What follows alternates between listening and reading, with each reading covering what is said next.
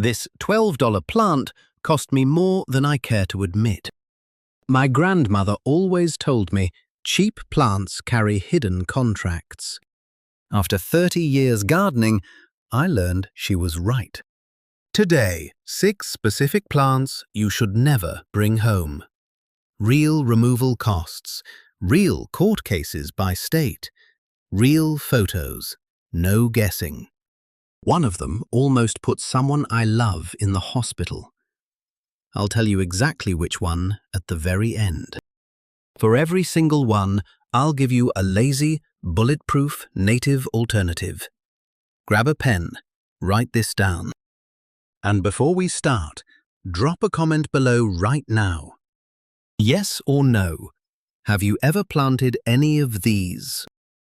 Tell me what state you are in. It matters. I'll explain why as we go. I'm going to walk you through 6 plants that look innocent at the garden center, but they act like a demolition crew in your yard.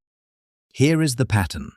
You spend $12 at a nursery, and without knowing it, you have just signed a hidden maintenance contract. $500 to $50,000. It will not mature for 2, 3, or 4 years. By the time you feel the damage, the roots are already under your foundation. Let's start with the foundation crackers. Plant number 1. Running bamboo. I understand the appeal. You want a fast-growing privacy screen. Bamboo looks lush. It looks tropical. It goes up fast. Year 1, it is honestly beautiful. Here's the thing. Running bamboo doesn't respect property lines. It spreads through underground stems. We call them rhizomes. And those rhizomes, they can travel up to 70 feet from the original plant. They do not stop at your driveway. They do not stop at your neighbor's foundation wall. In Connecticut, a court case established that a homeowner can be held liable for bamboo root damage crossing onto a neighbor's property. New Jersey now requires bamboo owners to install deep root barriers and to pay for removal if roots cross property lines. A buddy of mine in New Jersey just paid $4,200 to dig up a patch the previous owner had planted 9 years earlier. That is roughly half the price of a used pickup truck. Professional removal runs from $450 for a small patch to over $5,000 for a multi-year spread. Safe alternatives by region. In the Northeast and Midwest, Eastern red cedar grows dense, stays green year-round, and will never send runners under your neighbor's house. In the South, Southern wax myrtle trims into a thick privacy hedge. And if you love the look of bamboo, clumping bamboo varieties grow in a contained circular cluster. No runners, no rhizomes, no lawsuits. The lazy gardener's way. I share a new lazy gardening secret every week. Hit subscribe if you want to save money and save your back. Plant number 2. Japanese knotweed. It gets sold under names like Mexican bamboo or Japanese fleece flower. It grows up to 3 inches per day in peak season, which sounds like exactly what you want when you are trying to cover an ugly fence quickly. Here's the problem. Knotweed roots go 10 feet deep. They spread up to 23 feet horizontally. They find the microscopic cracks in your concrete, your drain pipes, your brick walls, and they widen them. Several US states now require sellers to disclose its presence on a property. If you hide it when you sell, you may face concealment liability. And here is the trap. If you try to dig it out yourself or run a mower over it, you can spread it further. A single half-inch piece of root can regenerate into a full plant. Every fragment you scatter is a new plant somewhere in your yard. Professional removal and multi-year treatment runs from $7,500 on the low end to over $50,000 for a heavily established infestation. Figures consistent with UK Environment Agency remediation reports and US Extension Service estimates. If you ever decide to use a brush killer here, keep dogs and grandkids inside until the spray is completely bone dry. My grandkids can run right into the garden the moment the label says it is safe. But never before. Always read the label. Safe alternatives. In the Northeast, serviceberry gives you fast growth, spring flowers, and edible berries in summer. In the South, Carolina cherry laurel shapes into a dense evergreen screen and handles the heat. Those two will crack your foundation. The next two? They damage the house itself, the walls, the roof, the mortar. Plant number 3, English ivy. It looks classic, European, romantic. It covers an ugly wall in one season. Year 1, it is genuinely beautiful. Here is what is actually happening behind those leaves. English ivy attaches to surfaces using tiny root-like structures. They secrete a natural glue. That adhesive slowly dissolves the mortar between your bricks. Over 3 to 5 years, it creates pathways for moisture to get inside your walls. In a storm, a mature, ivy-covered wall can add hundreds of pounds of load to your structure, enough to pull sections of masonry away from the facade. Removal and brick repointing runs from $400 on the low end to over $1,600, not counting structural repairs if moisture has already gotten inside. Oregon and Washington State have banned the sale of English ivy entirely. And if you wear gloves when you pull it, good instinct. Ivy sap causes contact dermatitis in many people. Quick gut check. How many of these do you already have in your yard right now? Count them on your fingers. We'll come back to that number. And drop a comment right now. Have you ever been tricked into planting English ivy or bamboo? Tell me what state you are in. Let's warn each other. Safe alternatives. In the Northeast, Allegheny spurge stays low, spreads slowly, and will not eat your mortar. In the South, creeping phlox blooms in spring and handles heat and drought. In the Pacific Northwest, wild ginger forms a dense ground cover that native wildlife actually uses. Plant number 4, giant hogweed. The next plant on this list is different from everything we have talked about so far. The others cost you money. This one can cost you your skin. I understand why people plant it. It grows up to 15 feet tall, dramatic white umbrella-shaped flower clusters. It looks genuinely striking in a large garden border. It is sold at some specialty nurseries. It shows up in wild areas across the Northeast and Pacific Northwest. And it looks completely harmless. Here is the danger. Giant hogweed sap contains compounds called furanocoumarins. When that sap contacts your skin and is then exposed to sunlight, it causes a severe chemical burn. Blisters, scarring.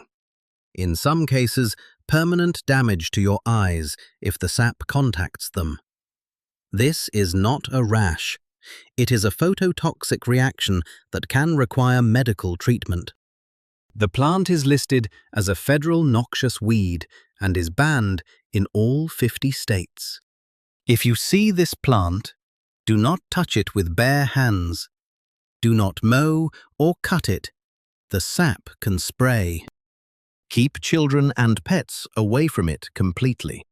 Take a photo from a distance and contact your local county extension office or State Department of Agriculture. They will confirm the ID and guide you on safe removal. This is not a plant you handle alone. Safe alternatives for the dramatic look. Joe pieweed grows 6 to 8 feet, has large pink flower clusters in late summer, and attracts monarch butterflies. Swamp rose mallow reaches 5 to 7 feet with hibiscus-style blooms. Both are generally safe for typical kids and pets.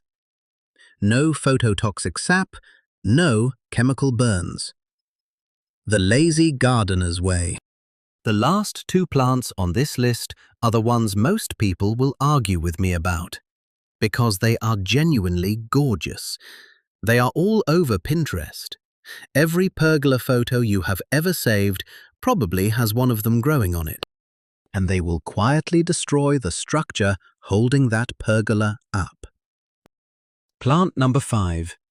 Trumpet vine. Orange flowers. Attracts hummingbirds. Grows fast enough to cover a fence in one season. I completely get it. And year 1, 2, even 3, it is everything you hoped for. But trumpet vine roots travel underground. They send up new shoots, called suckers, from anywhere the root reaches. Inside your lawn, through your mulch, under your patio pavers. The vine itself pushes underneath roof shingles and into gutter joints. There, it expands and breaks the seal. Once it is in your gutters, it will hold moisture against your fascia boards until they rot. And here is the mistake almost everyone makes. They cut it back hard in spring, thinking that stops it. Cutting trumpet vine actually stimulates more aggressive sucker growth from the root system. The more you cut, the more it comes back. Professional removal costs run from $500 to over $2,000. Often, it requires multiple seasons of follow-up treatment. And wear gloves. The sap causes contact dermatitis in sensitive skin. Safe alternatives. Coral honeysuckle is the answer for the northeast and southeast. It blooms from spring through fall. It is native, and it will not chew through your gutters. Plant coral honeysuckle, and your neighbors will ask how you get so many hummingbirds without doing any work. In the West and Pacific Northwest, orange honeysuckle does the same job. Plant number 6. Asian wisteria. The cascading purple flower clusters, the romance of it. Every magazine spread, every dream garden Pinterest board. I understand the appeal more than almost anything else on this list. Here is what that vine is doing to your pergola. Asian wisteria twines by rotating around any structure it grabs. As the stem thickens over the years, it exerts a compressive force that no standard lumber is designed to handle. A mature wisteria can weigh several hundred pounds when wet or snow-loaded. Cedar pergola beams split. Metal supports bend. I have seen photos of 8-inch structural posts twisted and cracked by an established vine. Pergola rebuild after wisteria damage runs from $3,000 to over $10,000, depending on materials and how far the root system has spread. Figures consistent with quotes from licensed landscape contractors in the Northeast. Asian wisteria also seeds aggressively and strangles mature trees. It is listed as invasive in more than a dozen US states. Once established, full removal typically requires 2 to 3 seasons of combined cutting and herbicide treatment. Same rule as before. If you reach for a brush killer, keep dogs and grandkids inside until the label says it is dry. Always read the label. Safe alternatives.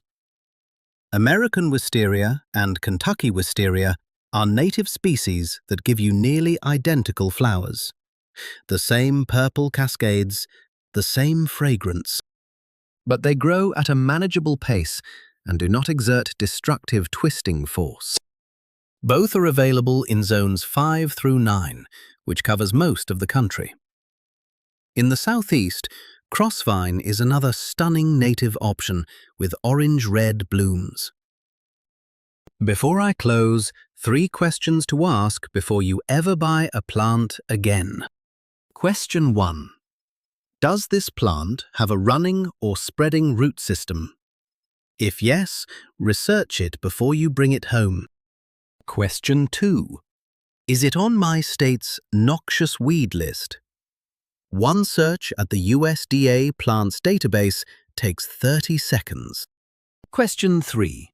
Does it need a physical root barrier, not just a pot or a planter? If a nursery is selling it without mentioning a barrier, ask why. 3 questions, 30 seconds. That is the difference between a $12 plant and a $10,000 problem. Now, I promised you at the very beginning that I would tell you which plant almost sent someone I love to the hospital. It was giant hogweed. My nephew was 8 years old. He found it growing along a creek behind the house we were visiting. He thought the big white flowers were interesting. He picked a stem. Within 24 hours, the burns had started. He recovered fully. But I have never forgotten what a plant that looked completely harmless could do to a child in under a day. That is why this video exists. 6 plants, foundation crackers, mortar dissolvers, and one that almost cost a child his eyesight. Now you know. There is one government database that will tell you in 30 seconds whether any of these 6 plants are illegal in your state. Link is in the description below. Just type in your zip code. If one of these is already growing in your yard, that same site will tell you your state's recommended removal method.